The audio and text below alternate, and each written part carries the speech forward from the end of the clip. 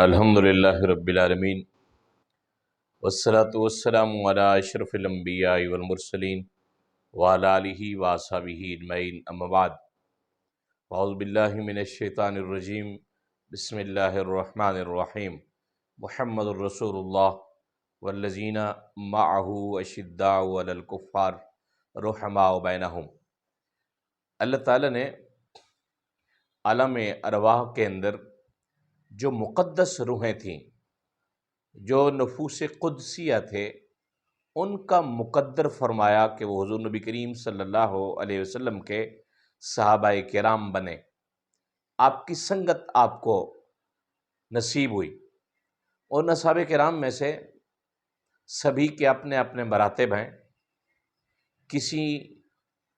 کوئی صحابی کسی کی ترغیب کے اوپر آغوش اسلام میں آیا، کوئی کسی کی ترغیب کے اوپر، لیکن واحد صحابی رسول ہیں حضرت عمر بن خطاب رضی اللہ تعالیٰ عنہ، جن کے لیے سرکار دو عالم صلی اللہ علیہ وسلم نے دعائیں کی۔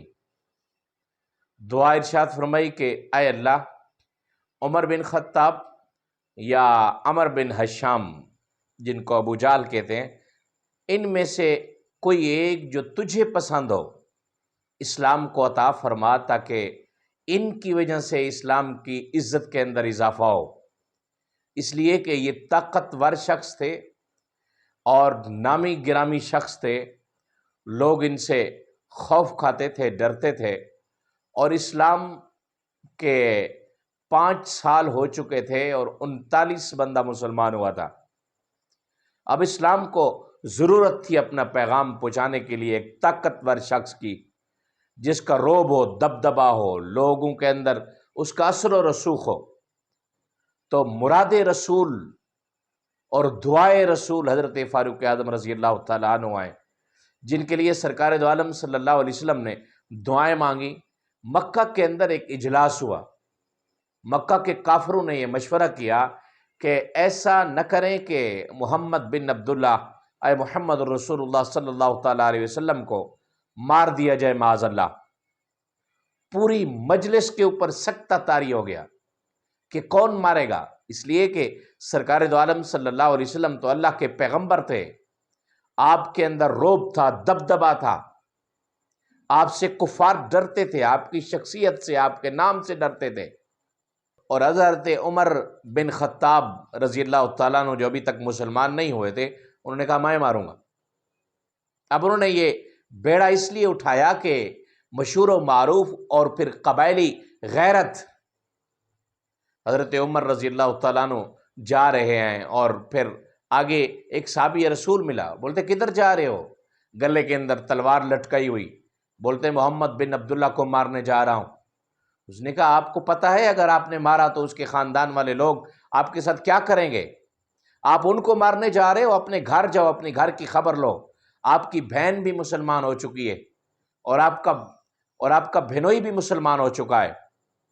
حضرت عمر رضی اللہ تعالیٰ عنہ وہاں اپنے بہنوئی کے گھر گئے، اپنی بہن کے ساتھ زد و کوب کیا، مارا پیٹا اسے۔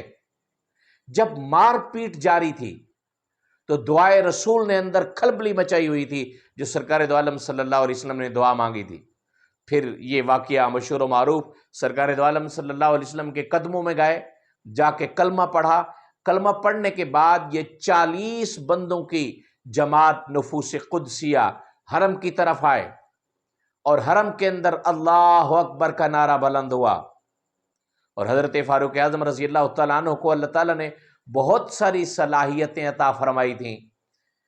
غضب کے سفیر تھے، سفارتکاری تھی آپ کے اندر، اور قبائل کے اندر جب بھی کوئی بطور سفیر کہیں بھیجا جاتا تھا کفار مکہ کی طرف سے تو آپ کا انتخاب ہوتا تھا، اور انتہائی اعلیٰ درجے کے خطیب تھے۔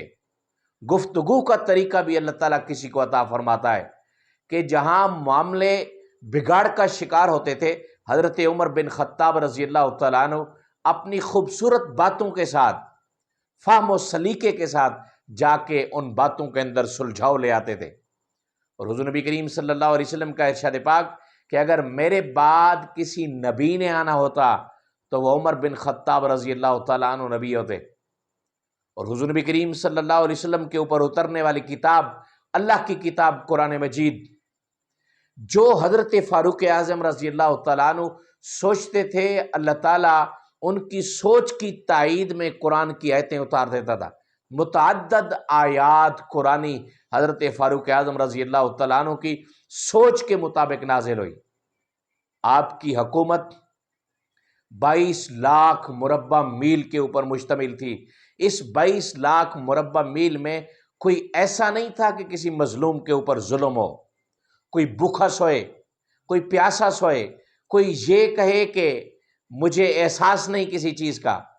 حضرت فاروق اعظم رضی اللہ تعالیٰ عنہ تو وہ شخص تھے جو کہتے تھے دریائے دجلہ کے اوپر اگر بکری کا بچہ پیاسا مر گیا تو عمر بن خطاب سے پوچھا جائے گا قیامت کے دن کہ کیوں مرا۔ یکم محرم الحرام آپ کا یوم شہادت ہے۔ آپ کی شخصیت کو پڑھیں، آپ کی شخصیت کا مطالعہ کریں، آپ کے اندر جذبہ آئے گا، رعب آئے گا، دبدبہ آئے گا۔ بالخصوص وہ لوگ پڑھیں جو حکومت کرتے ہیں۔ اللہ تعالیٰ ہم سب کو حضرت فاروق اعظم رضی اللہ تعالیٰ عنہ کی سیرت، کردار اپنی زندگیوں کا حصہ بنانے کی توفیق عطا فرمائے۔ وآخر دعوانا الحمدللہ رب العالمین۔